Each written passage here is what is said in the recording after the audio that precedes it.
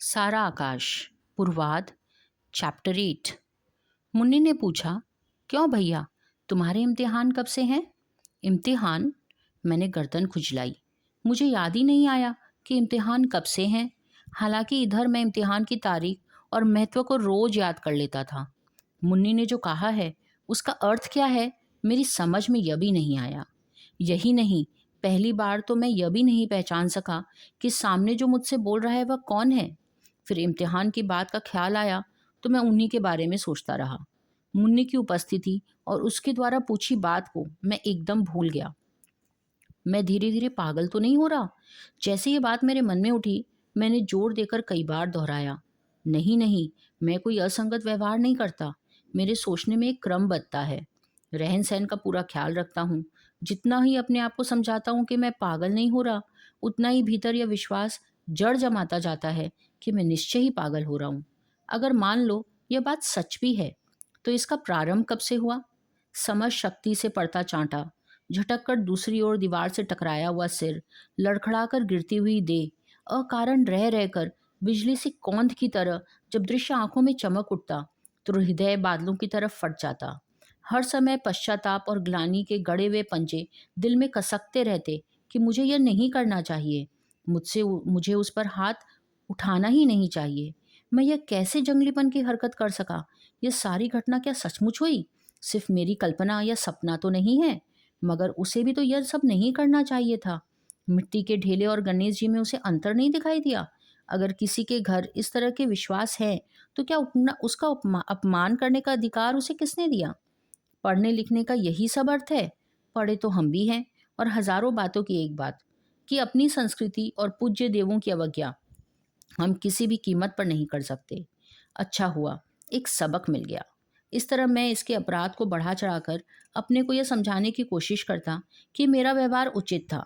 मान लो कल को कुछ हुआ हो जाए तो इसका जिम्मेदार कौन होगा? यो सत्यार्थ प्रकाश जैसी पुस्तकें पढ़ने से इन सब पर दुनिया भर के देवी देवताओं से विश्वास उठ गया। लेकिन दूसरों के विश्वास का मुझे ख्याल बराबर था। किसी को पूजा ना जाए तो अपमान भी क्यों किया जाए? सब कुछ कहता, अपने को समझाता, लेकिन भीतर से कोई बोलता रहता, हाथ उठाना ठीक नहीं हुआ। उस घटना के दूसरे दिन तो मेरी बाहर निकलने की हिम्मत ही नहीं हुई। सोकर उठा तो ऐसा लगा जैसे मैं न जाने कब से बीमार पड़ा हूँ। मेरे पोर पोर में दर्द हो रहा है। लोगों से आंख कैसे मिलाऊंगा? इतना बड़ा अपराध करने के बाद बाहर रोशनी में कैसे निकलूंगा? अगर कहीं वह सामने पड़ गई तो उसके गाल का निशान मुझे दिख गया तो कैसे सहूंगा मैं वह दृश्य? और मैं इसी पशुपेश में चोर की तरह बाहर आया। दिन भर यूं ही निर्लक्ष्य निरुद्देश्य भटकता रहा। पार्क में पेड़ के नीचे बैठे बैठे अपने आप से पूछा, यह दिन भर अपने आप में ही डूबे रहना, बात बेबात चिड़चिड़ाना, दूसरे को कष्ट पहुंचाकर आनंद लेना, व्यर्थ ही अपने आप पर नियंत्रण खोकर मारपीट कर बैठना, लड़ना, रोना, ये सब मुझे आखिर क्या हो गया? अपने को चाहे मैं जैसा समझता रहूं, लेकिन कोई मेरी इन भारी हरकतों को देखे तो क्या यही अंदाजा नहीं लगाएगा कि मैं पागल हो रहा हूं? अच्छी शादी हुई, यह मुझे क्या हो गया है? बहुत दिनों बाद आज फिर मंदिर की तरफ, भीतर नहीं, जाकर अपनी जगह पर मैं बैठा रहा। उफ, मुझसे कितना जघन्य काम हो गया। हे भगवान, मैं क्या करूं? रह रहकर अपने ऊपर झुंझलाहट आ रहा था। सिरदर्द मोल ले लिया मैंने। हर समय प्रभा या प्रभा के प्रति किए गए व्यवहार की जुगाली करना, इन सारी बातों में कितना नुकसान कर रहा हूं मैं अपना। दुनिया में बस क्या यही काम रह गया है? क्लास में गए तो गुमसुम बैठे रहे, चुपचाप मुंह लटकाए चले आए। 24 घंटे केवल यही बातें, सोते जागते बस एक ही चर्चा। 8-10 महीने में खुलकर बातें करना, हंसना मुस्कुराना तो मैं भूल गया। उस दिन मैंने संकल्प किया, जो हुआ सो हो गया। अब मैं घर बाहर सबको भूलकर सिर्फ अपने इम्तिहान की बात सोचूंगा, किसी भी तरफ ध्यान नहीं दूंगा। अब दिन रात दिमाग खराब करना गलत है। मुझे दुनिया में किसी से मतलब नहीं, कोई मेरा सगा नहीं, किसी के प्रति मेरी कोई गलती नहीं, जिम्मेदारी नहीं। सब अपना अपना भाग्य लेकर आते हैं, अपना अपना रास्ता चुनते हैं।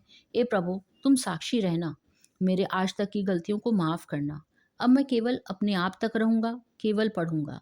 और उस दिन के बाद से सचमुच मुझे अपने भीतर एक अजीब परिवर्तन लगने लगा। पहले घर और बाहर की जो बातें मुझे दिन भर परेशान रखती या जिनसे मेरी मानसिक शांति घंटों के लिए भंग हो जाया करती, उन बातों को मैं देखता और फिर अपने पढ़ने अपने इम्तिहान की बात सोचने लगता। बस पढ़ाई का यह भूत था जिसे मैं बलपूर्वक अपने सामने रखता। घर में रहने में से बेकार दिमाग बटेगा। अक्सर मैं बाहर रहता। यहाँ तो कुछ ना कुछ होता ही रहता है। चलते फिरते किसी दुकानदार के पास से लेकर अखबार देख लेता और दिन का अधिकांश भाग दिवाकर के साथ करता। गप्पे लड़ाने का मौका कम ही आता। वह कोई बात शुरू करता तो बातों का सिलसिला चल निकलता। वह अपने किसी शिरीष भाई साहब की बातें निहायत ही श्रद्धा और गदगद भाव से करता। एक बार हर बार कहता कि वे आएंगे तो जरूर मिलाएगा। मुझे कोई खास उत्सुकता नहीं थी, आएंगे तो मिल लूंगा। सभी को आश्चर्य था कि मुझे पढ़ते रहने का कौन सा नशा छा गया। उस दिन की घटना पर किसी ने कोई बात नहीं की। बाबूजी, भाई साहब सभी ने सुना और भाभी तो लगभग प्रसन्न हो गई। छोटे भाई इस तरह मुझसे कतराते थे मानो बिना किसी कारण मैं उन पर झपट पड़ूंगा। उस समय भीतर दबी आशंका उभर कर ऊपर आ जाती। सचमुच क्या मुझे देखने से कुछ भयानक लगता है? होगा। सिर झटक कर मैं फिर अपने काम में लग जाता। यो भी घर में सब अपने अपने में व्यस्त रहते थे। भाभी से अपना सामना कम ही होता था। जब भी मैं घर आता वे कहीं एकांत में बैठी बच्ची में उलझी रहती। कभी दूध पिला रही हैं, कभी तेल लगाकर पानी गर्म से नहला रही हैं। प्रसव के बाद से घर का काम तो उन्होंने बिल्कुल छोड़ दिया। मुन्नी अपनी इच्छा की मालकिन थी। या तो भाभी की बच्ची को खिलाती या गुमसुम पड़ी रहती। घर का सारा काम प्रभा के ऊपर था। लेकिन मुझे इसमें कोई ध्यान देने लायक बात नहीं लगी, ना कुछ अनोखा लगा। यस कब खाती है, कब आराम करती है, इस बात को सोचना जाने मैं कब भूल चुका था। कभी कभी उसका कोई पत्र आता तो हम लोगों में से कोई ना कोई उसे जरूर खोल लेता। पढ़ने के बाद ही खत उसे दिया जाता। वह पत्र लिखकर चाहे किसी को डालने को दे, उसे भी पढ़ा जाता। लिफाफे को पानी से गीला करके खोला जाता। कहीं घर के बारे में कोई उल्टी सीधी बातें तो नहीं आ जा रही है। वैसे शायद उसने पत्र लिखने बंद कर दिए थे। सुना एक दिन अम्मा कह रही थी, क्यों री बहू तो चिट्ठी विट्ठी नहीं डालती? इनके पास तेरे बाप की चिट्ठी आई है। पूछा है कहीं तू बीमार तो नहीं है? क्या लिखूं अम्मा जी, आप तो देख ही रही हैं सब ठीक है। चटनी पीसना छोड़कर प्रभा बोली। अरे सो तो हम देख रहे हैं, पर फिर भी बिटिया कभी कभार डाल दिया कर। माँ बाप का मन है। लिखा है 5-6 खत डाले, तूने एक का भी जवाब नहीं दिया। जाने कितने दिनों से प्रभा ने माँ का नरम स्वर सुना होगा। मैं राशन लाने के लिए थैला खाली कर रहा था। देखा कि उसकी आंखें छलछला आई। थोड़ी देर चुप रही, फिर बोली, लिखूंगी अम्मा जी। मैं बिना किसी की ओर देखे चला गया। पता नहीं इस बारे में और क्या बात हुई। बार बार बात उभर कर मन में आई, लेकिन मैं अपने को जोर शोर से पढ़ाई में लगा दिया। असल में मुझे ऐसा लगने लगा था कि मेरी संवेदनशीलता और महसूस करने की शक्ति धीरे धीरे या तो समाप्त होती जा रही है या सुन्न होती जा रही है। मुझे कोई भी चीज़ इस लायक नहीं लगती कि मैं उस पर सोचूं।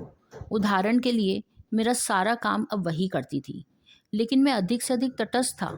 रात का लोटा भरकर पानी रख जाती।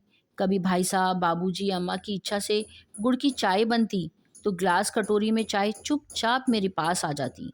बिना देखे कि कौन लाया है मैं उसे पी पाता। अधिकांश चौके में वही रहती। इसीलिए पहले पहल खाने में बड़ी दिक्कत आई। रोटी इत्यादि लेने के लिए मैं मुन्नी को पुकारता। अब धीरे धीरे वह खुद परोसने लगी।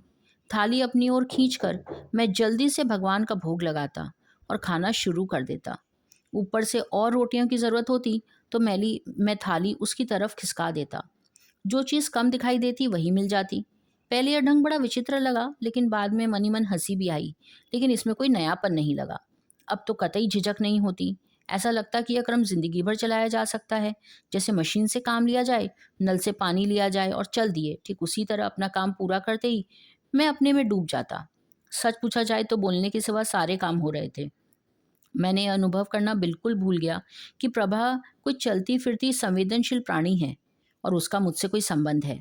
अब तो हर बात को इस तरह देखने लगा जैसे वह बात मुझसे दूर और अलग की है। इस प्रकार मैं सब कुछ भूलता जा रहा था और यह भूलने का क्रम कुछ ऐसी तेजी से चला कि मुझे खुद डर लगने लगा कि कहीं यह पागल होने की भूमिका तो नहीं है। हर गुजरा हुआ दिन मुझे सपने जैसा धुंधला और असत्य लगता। हर आने वाली बात के प्रति एक अनुत्सुक जड़ता छाई रहती। साथ ही यह भी महसूस होता कि मैं सिर्फ संसार और अपने आसपास के ही नहीं, अपने आप को भी भूले जा रहा हूँ। नहाने खाने का तो ध्यान ही नहीं रहता। मौके बेमौके सनक उठती तो सब कुछ छोड़ छाड़ कर गीता पढ़ने बैठ जाता। अपने कपड़ों और चीज़ों की तो याद ही नहीं रहती। पढ़ते पढ़ते किताब कहीं रखकर भूल जाता। घंटों उसे खोजता और जब वह अक्सर किताबों के ढेर में मिल जाती तो माथा ठोक लेता। कलम, पेंसिल, चाबी, पैसे अक्सर ही खोते रहते। यूँ कहूँ तो रख कर भूल जाता। हालात यहाँ तक बढ़ते गए कि सुबह की पढ़ी चीज़ शाम को भूल जाता। जिस किताब को उठाता बिल्कुल नहीं लगती। हमेशा खोया खोया रहता। लग रहा ऐसा था जैसे मेरे भीतर कोई चेतना शक्ति धीरे धीरे मरती जा रही है। यो अनंत स्थल पानी की तरल सतह की तरह आंदोलित हो उठता, अब बर्फ की तरह जमकर ठोस, निस्पंद, निर्जीव हो रहा था। कोई भी बात उस पर पड़ती और छिटक कर दूर जा गिरती, मानो कुछ हुआ ही ना हो। बस एक चीज़ थी, और वह मैं नहीं भूला था कि मुझे इम्तिहान देना है। ठोस पत्थर पर जैसे जल की धारा बहती चली जाए, उसी तरह समय दिन रात की लहरों में बहता जा रहा था, और मैं चेतना शून्य होकर देखता रहा कि पत्थर ज्यों का त्यों है। 10 बजने को आए, अभी दाल में उफान भी नहीं आया। प्रभा जल्दी जल्दी आटा लगा रही है। एक बार रसोई का चक्कर में लगा आया, और अब निकलने की बात सोच ही रहा था कि मुन्नी भागी हुई आई। छोटी भाभी, तुमने बड़ी भाभी को दूध नहीं पहुंचाया, वे नाराज होकर रो रही है। प्रभा ने आटे से अपने आप को व्यस्त रखे हुए मुलायम स्वर में कहा, बीबी जी, दूध तो किया हुआ रखा है, लेकिन तुम देख लो, अभी दाल में उफान आता होगा।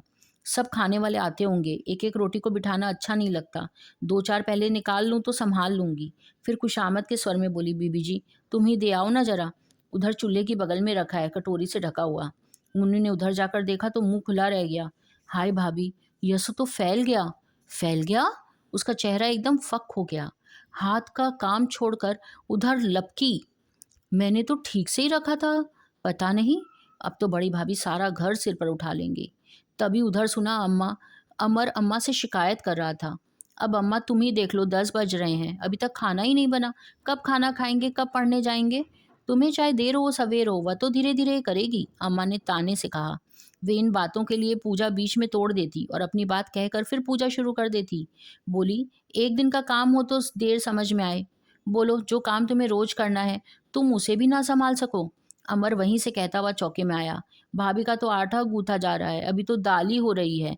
उसने फिर रसोई में बीच वाली कमर बराबर ऊंची दीवार से झांक कर देखा कि दाल चढ़ी भी है या नहीं। धुएं से उसकी आंखों में पानी आ गया। मुन्नी फैले हुए दूध के पास खड़ी थी। डरी सहमी सी प्रभा आटे के हाथों से ही धरती से समेट रही थी।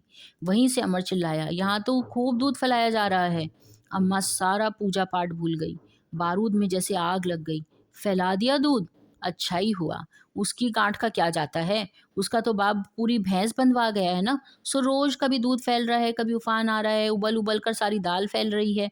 कोई देखने वाला है ही नहीं, अंधी हो गई है। फूहड़ चाले सब गरहाले, चलेगी तो भी या तोड़ या फोड़। समझ में ही नहीं आता, हाथ पैरों में दम है कि नहीं। थूतन ऊपर उठा के काम करेगी, मस्ता रही है। खुद ठूस के 2.5 सेर भर लिया। अब बोलो, बहू बेचारी भूखी मरेगी या नहीं? लक्षण एक नहीं है जो एक नाम को लेने को हो। आग लगे ऐसी पढ़ाई में। 10वां पढ़ी है या ये 10वां? तू पूरे घर में जैसे क्या हालत करके रखी है रसोई की। चकवा इधर पड़ा है, बेलन वहां लुढ़क रही है, खाने बैठो तो उबकाई आती है। हे भगवान, अच्छी हमारे माथे मड़ी है तूने। हमारे यहाँ तो पता नहीं कैसे रो धो के अपने दिन निकाल रहे हैं, और वहाँ आसमान से बरसता दिखाई देता है। आगे और क्या हुआ इसकी चिंता किए बिना मैं किताबें उठाकर पढ़ने चला आया। पहले समय होता तो ना जाने क्या क्या करता, पर अब क्या, सारी बातें ध्यान देने लायक ही नहीं है। प्रभा ने जो कुछ किया या प्रभा जो कुछ भी करती है, वह अच्छा है बुरा है, ये सब समझने की ज़रूरत ही महसूस नहीं थी। मानो जो कुछ भी हो रहा है उसमें कुछ असाधारण नहीं है। अब तो बिल्कुल ऐसा लगने लगा जैसे ना तो प्रभा से मेरा कोई संबंध है, ना घर वालों से। बीच में 2-1 पीरियड खाली देखकर समय निकाल कर आया तो देखा कि कमरे में थाली ढकी हुई है। जल्दी जल्दी पेट में डाला और भागा। कुछ भी खास नहीं लगा। हाँ, घर की हवा से इतना ज़रूर लगा कि बाद में उस बात का खूब महाभारत हुआ होगा। हमें क्या, फरवरी शुरू हो गई। कड़ाके का जाड़ा पड़ रहा था। मार्च में शुरू में ही इम्तिहान थे, इसलिए आजकल तैयारियों के लिए छुट्टियां हो गई थी। मैं अक्सर दिवाकर के यहाँ पढ़ने जाता। घर में कोई ऐसी जगह थी नहीं जहाँ बिना किसी विघ्न बाधा के दोपहर या शाम को पढ़ पाऊँ। कोई ना कोई हंगामा होता ही रहता। जरा दौड़कर चक्की से आटा ले आओ भैया, मुन्नी कहती। भाभी पूछती, वैद्य जी से कहकर कोई अच्छी सी घुट्टी ला दो लाला जी। इसके अलावा साथ पढ़ने में बहुत सारी बातें अच्छी तरह समझ में भी आती है। हम दोनों कभी कभार किसी प्रोफेसर के पास पूछने भी जाते।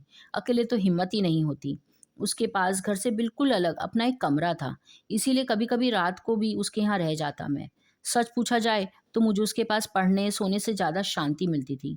अपने घर में जाओ तो जभी भी जाओ तो कांड हो चुका होता, जिसके कारण सबके चेहरे मनहूस से रहते। कभी कभी तो अम्मा बैठी रो रही है, कभी भाभी बड़बड़ा रही है। हाँ, एक चीज थी जो कभी दिल पर घूंसा जैसा मार जाती, प्रभा का चेहरा। मैंने सदैव अपरिवर्तनीय, ऐसा भावहीन देखा, मानो किसी ने पत्थर बना दिया। हमेशा गंभीर और कुछ हद तक मनहूस। उसकी आंखों के आसपास काले गड्ढे बने रहते और जाड़े के मारे होठ पड़पड़ाए रहते। एड़ियों से मैल भरी बिवाइयां झांका करती। सुबह दिवाकर के यहाँ से लौटा तो अम्मा प्यार से समझा रही थी, जाने सिर कब का धुला हुआ है, इसे कभी तो धो लिया कर कल मुही, बना कर रखा है कंजरों सा। ला इधर ला, मैं दिया सलाई लगा दूं इनमें, रोज रोज की इल्लत ही जाए। पता नहीं कितनी जुएं पड़ गई होंगी, खाने में भी जाती होंगी। अम्मा के स्वर में ना क्रोध था ना ताना।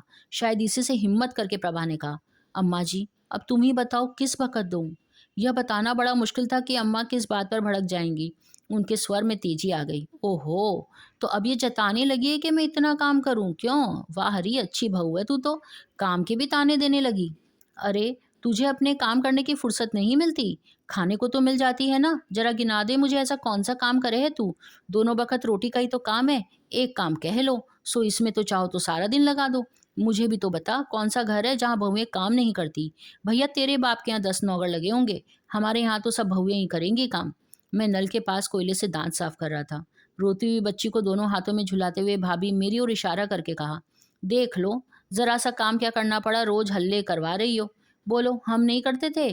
कहा किसी ने किसी दिन अम्मा जी से कुछ? जरा सी क्या करने लगी, एहसान जता रही है एहसान। मेरे काम को तो एहसान मत जताइयो बहू, जितना तूने किया है मैं सब ब्याह समय चुका दूंगी। हाँ, कल कहे तो। भैया वहीं से गरजे, क्या दिन रात चकचक लगी रहती है। दिन निकला नहीं, शुरू हो गया, और कोई काम नहीं है क्या? 9 बज रहे हैं। लेकिन उनकी बात पर किसी ने ध्यान नहीं दिया। अम्मा ने अपने आप में कहा, चकचक होती रहती है तो ये हाल है, ना कहें तो एक दिन में सारा घर का पटरा ही बैठ जाए। यहाँ तो सभी लातों के देवता हैं। जब तक कुछ नहीं कहो क्या मजाल है पत्ता हिल जाए। अब कहूंगी नहीं तो धोती सिलेगी थोड़ी ना, चाहे सारी ही फट जाए। और मैली कैसी चिकट कर रखी है देखो। क्यों री, यह गंदी और फटी धोती तुझे दिखाई नहीं देती? या यो कहूँ कि धोने के नाम नाम पर दम निकलता है? कौन मेहनत करे? वहां तो पलंग पर बिठा दो, हाथ में पकड़ा दो किताब। आंखों पर पानी की छींटे मारते हुए मैंने देखा, धोती इतनी जगह से छलनी हो रही थी कि ना तो उसके सिलने की गुंजाइश थी और ना ही धुलने की। फटी हुई जगहों पर जाड़ों के स्वागत में खड़े हुए बड़े बड़े रोंगटे दिखाई देते थे। होगा, हमें क्या है। भाव उठा और मुंह हाथ धोकर अंगूछे से मुंह पहुंचकर गर्दन रगड़ता हुआ मैं आ गया। मन ही में जरा सी उत्सुकता नहीं हुई कि देखूं उस झगड़े का क्या अंत हुआ। लगा सोचने और महसूस करने की शक्ति कभी मेरे भीतर थी ही नहीं। दोपहर के बाद आया तो बाबूजी नाराज हो रहे थे। अरे, इनसे पर्दा नहीं होता तो मत करो, छाती पर पत्थर रखकर उसे भी सह लेंगे, लेकिन बेशर्मी की ऐसी हद तो मत करो। ऊपर जाकर सिर धोते समय तुम्हें दिखा नहीं, चारों तरफ लोग क्या कहेंगे? जाड़ों में धूप सेकने के बहाने सभी तो ऊपर छत पर आते हैं, इधर उधर ताक झांक करने में इसके बाप का क्या जाता है? यह मुन्नी भी इतनी बड़ी हो गई, इसे नहीं सूझा? अरे, बैठी बैठी सिर पर पानी डाल रही थी। मुन्नी ने मुंह बनाकर कहा, बाबूजी तुम भी अनोखी बातें करते हो। अब ऐसी तो ठंड है, तुमने तो राम राम करके उल्टा सीधा पानी 2 लोटे डाला, नहाने के नाम करके चल दिए। पर हम लोगों का सिर कोई ऐसे धुलता है? 2 घंटे लगते हैं। अब तक नीचे ऐसे जाड़े में कैसे भीगे? हाथ से पानी लो तो काटने दौड़ता है। ऊपर छत पर धूप थी, अगर चली गई तो ऐसी क्या आफत आ गई? तो जाड़े तो पड़ते ही रहेंगे। मुन्नी का रवैया देखकर बाबूजी थोड़े ठंडे हो गए। अम्मा बोली, तेरे पास तो है नहीं 3 रुपए, मेरे पास तो 3 रुपए है नहीं कि मन भर की लकड़ी भर पानी करके इनको गर्म करके दूं। एक हो तो किया भी जाए, पूरी फौज को 2 मन लकड़ी पानी के लिए चाहिए। अम्मा की बोलने की शक्ति इन दिनों आश्चर्यजनक रूप से तेज हो गई। भाभी हमेशा बच्ची को ही टांगे रहती थी और मेरा सारा शरीर इस तरह सुन रहता जैसे किसी ने अफीम का इंजेक्शन लगा दिया। कभी कभी तो मुझे ऐसा लगता जैसे मुझे किसी सख्त खोल के भीतर इतना गहरा बंद कर दिया, वहां ना तो कोई स्वर पहुंच पाता है, ना कोई चीज छू पाती है। मेरे भीतर कोई बोलता महसूस करता है या नहीं, यह भी नहीं पता। या तो वहां संवेदनाएं घुटकर रह जाती है, या संवेदना जैसी कोई चीज है ही नहीं। बाहर और भीतर सब अयथार्थ लगता। ऊपर की तह तो मजबूत हो गई है, लेकिन भीतर कुछ सख्त जमकर चला जा रहा है। क्या धीरे धीरे मेरा अंतर बाह्य सब कुछ जमकर पत्थर हो गया? नहीं, यह सब नहीं सोचना। परीक्षाओं के 5-7 दिन रह गए हैं।